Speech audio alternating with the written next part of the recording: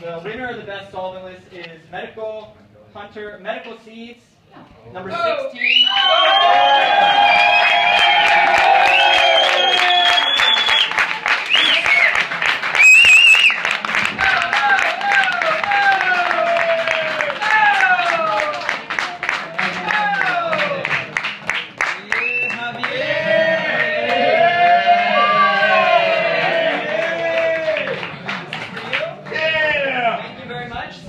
About your hash and tell everybody what you entered.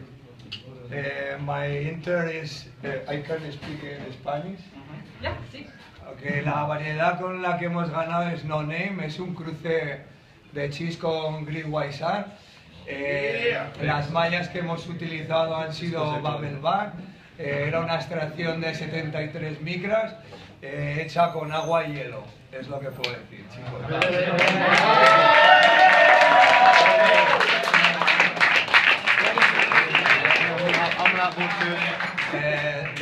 The name of the strain is No Name. The cross is Cheese UK with Great White Shark.